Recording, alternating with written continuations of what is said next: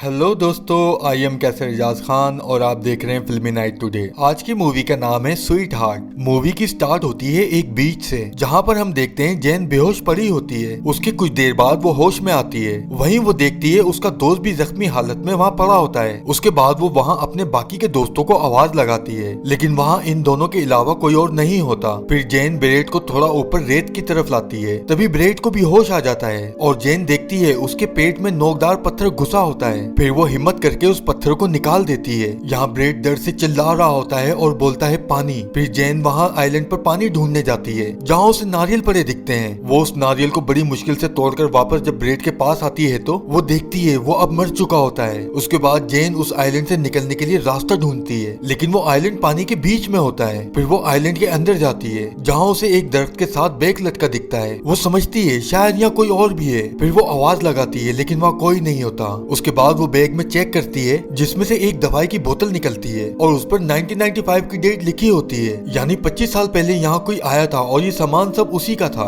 फिर वो वहाँ कुछ और सामान भी देखती है, जिसमें उसे माचिस, गेम्स और बुक्स वगैरह मिलती हैं और उसे एक आइस बॉक्स मिलता है जिसमें कोल्ड ड्रिंक रखी होती है। तभी उसे बाहर से बीच की तरफ से कुछ आवाज आती है और जब वो वहाँ जाकर देखती है तो वहाँ एक बड़ा सा मोटा सा नारियल का दरख्त पड़ा होता है, जिसमें सुराख होता है और वो आवाज उसी में से आ रही होती है। और फिर जब वो उसके करीब जाती है तो उसमें से एक परिंदा निकलता है। उसके बाद वो देखती है रात होने वाली होती है और फिर यहाँ रात को काफी तेज बारिश होती है और जैन एक प्लास्टिक ओढ़ कर उस रात के गुजरने का इंतजार कर रही होती है। फिर अगली सुबह हम देखते हैं जैन को वहाँ खाने के लिए किनारे पर से काफी सारी मछलियाँ मिल जाती हैं। फिर वो आइलैंड पर घूम रही होती है, तभी उसे वहाँ कुछ कब्र बनी दिखती है। उसके बाद वो ब्रेड की बॉडी को खींचकर वहीं लाती है और उसे वहीं मिट्टी में दफना देती है और फिर अपने लिए टेंट बनाती है और आग जलाकर मछली खा रही होती है। उसके बाद अगली सुबह जब वो उस आइलैंड पर घूम रही होती है तो उसे वहाँ खून पड़ा हुआ दिखता है और वहीं वो देखती है ब्रेड की बॉडी कब्र में नहीं होती। वो समझ जाती है यहाँ कोई जंगली जानवर जरूर है, जिससे बचने के लिए वो अपने लिए एक नोकदार भाला बनाती है, ताकि अगर कोई जानवर उस पर हमला करे तो वो उस भाले की मदद से खुद को बचा ले। उसके बाद जैन को पानी में सूटकेस दिखता है और जब वो उसे उठाने जाती है तो उसे पानी के अंदर एक होल दिखता है। वो उसे देखकर थोड़ा हैरान तो होती है, लेकिन फिर वो उस सूटकेस को उठाकर किनारे पर आ जाती है। फिर वो सूटकेस को खोलती है, जिसमें से शूज और कुछ कपड़े निकलते हैं और वो उन शूज और कपड़ों को पहन लेती है। फिर वो आग जलाकर अपने टेंट में बैठी होती है कि तभी उसे एक जहाज की आवाज आती है और वो जल्दी से किनारे की तरफ भागती है और फ्लेयर गन से फायर करती है, लेकिन वो जहाज वहाँ से चला जाता है। और जब फ्लेयर गन की रोशनी नीचे आती है तो उसे सामने पानी में एक जानवर या क्रिएचर टाइप दिखता है, जिसे देखकर वो डर जाती है और अपना भाला उठाकर आइलैंड के अंदर भागती है और दरख्तों के पीछे छुप जाती है। फिर वहीं वो क्रिएचर भी आ जाता है और कुछ देर वहाँ रुककर वापस चला जाता है। उसके बाद सीन शिफ्ट होता है सुबह में। अब यहाँ जैन वहाँ से निकलने की तैयारी करती है, क्योंकि वो रात में काफी डर गई थी। और वो सूटकेस खाली करती है, फिर उसमें लाइफ जैकेट रखती है और उस सूटकेस को पानी में ले जाती है। लेकिन जब वो उस पर बैठने की कोशिश करती है तो वो उस पर बैठ नहीं पाती और काफी बार ट्राई करने के बाद उसे गुस्सा आ जाता है और वो किनारे पर आ जाती है। अब यहाँ शाम हो जाती है। फिर उसे वही नारियल का दरख्त दिखता है जिसमें काफी बड़ा सुराख होता है। अब वो उस दरख्त के सुराख में घुस जाती है और फिर यहाँ सीन रात में बदल जाता है और कुछ देर बाद उसे वहाँ उसी क्रिएचर की आवाज आ रही होती है और फिर वो क्रिएचर उस दरख्त के ऊपर चढ़ जाता है और उसे तोड़ने की कोशिश करता है। यहाँ जैन बहुत ज्यादा डर रही होती है और उसके कुछ देर बाद वहाँ सुकून हो जाता है। फिर सीन शिफ्ट होता है सुबह में और यहाँ जैन को एक आइडिया आता है। फिर वो वहाँ से कुछ छोटी मछलियाँ पकड़ती है और उनका चारा बनाकर पानी में डालती है, जिससे वहाँ बड़ी मछलियाँ आती हैं। उनमें से एक बड़ी मछली को पकड़कर वो दरख्त के साथ लटका देती है और खुद एक घड़े में छुप जाती है। और यहाँ जैन उस क्रिएचर के आने का काफी देर इंतजार करती है। तभी यहाँ उसकी आंख लग जाती है और फिर जब उसकी आंख खुलती है तो वहाँ वो मछली नहीं होती। फिर वो अगली सुबह अपने भाले की नोक तेज कर रही होती है कि उसे सामने पानी में कुछ दिखता है और वो करीब जाकर देखती है तो वो किसी आदमी की आधी बॉडी होती है जो काफी सड़ चुकी होती है। फिर वो उसे भी एक दरख्त से लटका देती है और फिर रात को खुद कल की तरह एक घड़े में छुपकर उस क्रिएचर के आने का वेट करती है। और फिर काफी देर बाद वो क्रिएचर आ जाता है और यहाँ पहली बार जैन उस क्रिएचर को देखती है। फिर वो क्रिएचर उस बॉडी को वहाँ से ले जाता है और फिर वो यहाँ इसके बहुत करीब आ जाता है जहाँ जिन छुपी होती है, लेकिन वो जिन को देख नहीं पाता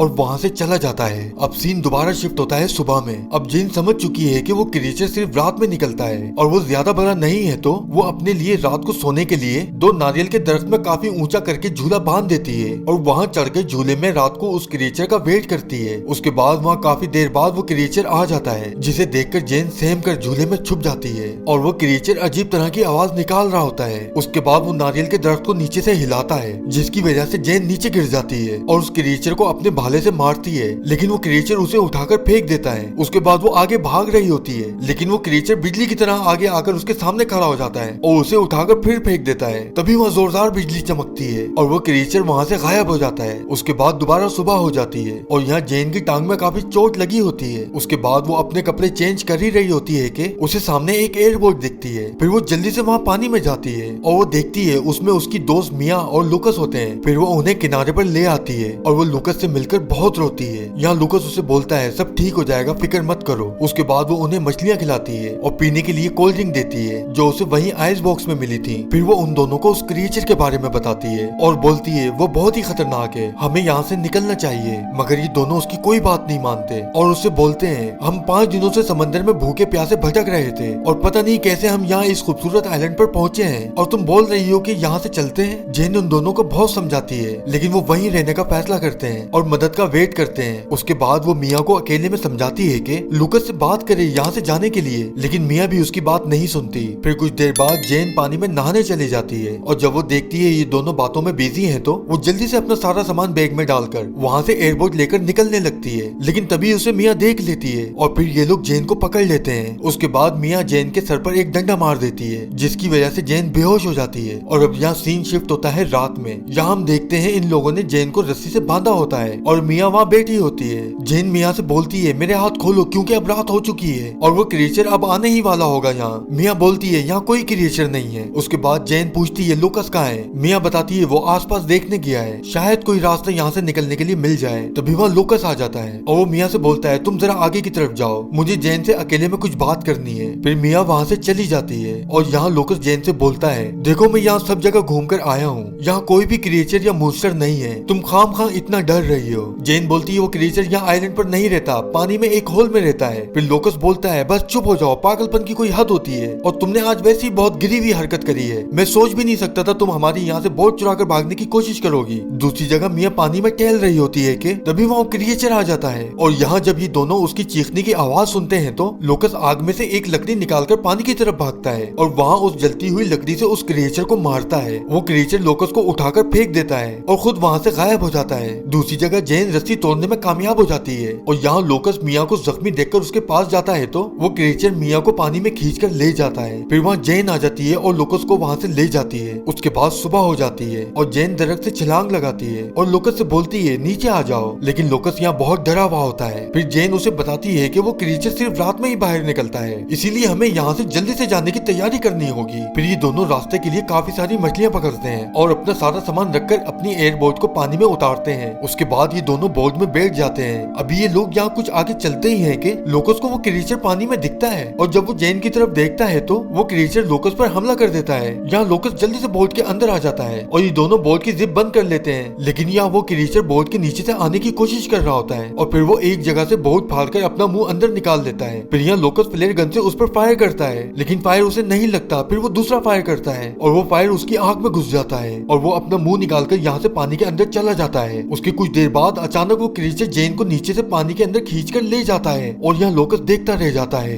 दूसरी जगह हम देखते हैं वो क्रिएचर जेन को पानी के अंदर काफी नीचे ले जा रहा होता है। फिर यहाँ जेन अपनी जेब से चाकू निकालकर उस क्रिएचर में घोंप देती है और चोट लगने की वजह से वो क्रिएचर जेन को छोड़ देता है और तभी वहाँ लूकस भी आ जाता है जेन को बचाने के लिए, लेकिन वहाँ दोबारा क्रिएचर भी आ जाता है और वो लूकस को पकड़ के अपने होल में ले जाता है और यहाँ जेन जल्दी से पानी से बाहर आती है और फिर आग जलाती है। उसके बाद वो उस क्रिएचर को मारने के लिए काफी सारे भाले बनाती है, लेकिन वो किसी भी भाले की नोक या धार से मुतमईन नहीं होती क्योंकि उसे उस क्रिएचर को मारने के लिए काफी नोकदार और तेजदार हथियार चाहिए था। फिर वो वहाँ कब्र में से उन मुर्दों की हड्डियां निकालती है और उनकी हड्डियों को तोड़कर काफी नोकदार हथियार बनाती है और उसी जगह काफी सारी लकड़ियां जमा करती है और उन लकड़ियों को थोड़े थोड़े फासले पर रख देती है और यहाँ रात हो जाती है। फिर वो क्रिएचर खाने की खुशबू से जेन के बिछाए हुए ट्रैप की तरफ आ जाता है जहाँ पर वो देखता है काफी सारी मछलियां हैं। तभी वह जेन उन सारी लकड़ियों में आग लगा देती है और जल्दी से उस पर अटैक करके दूसरी जगह भाग जाती है। यहाँ उसने काफी सारे हथियार रेत में दबाए होते हैं उस क्रिएचर को मारने के लिए। उसके बाद इसी तरह छुप छुप कर वो उस क्रिएचर को मारती रहती है और यहाँ कई बार क्रिएचर भी जेन को उठाकर फेंकता है, लेकिन जेन उसे काफी गहरे जख्म लगा चुकी होती है। उसके बाद वो क्रिएचर जेन को उठाकर दूर फेंक देता है और यहाँ जेन उससे डर के भागने लगती है और फिर उसके पीछे वो क्रिएचर भी आ रहा होता है, लेकिन फिर वो क्रिएचर वहीं गिर जाता है और यहाँ जेन उस क्रिएचर को अपने भाले से मार देती है और अपने दिल की तसल्ली के लिए उस क्रिएचर की गर्दन काट के अलग कर देती है और हम देखते हैं वहाँ उस जंगल में काफी आग लग चुकी होती है। और दोस्तों इसी के के साथ इस मूवी का यहाँ एंड होता है। अगर आपको मूवी अच्छी लगी हो तो इसे लाइक, शेयर और चैनल को सब्सक्राइब करना मत भूलिएगा और साथ में बेल के बटन को भी प्रेस कर दीजिएगा ताकि आने वाली हर वीडियो का नोटिफिकेशन आपको मिलता रहे। शुक्रिया।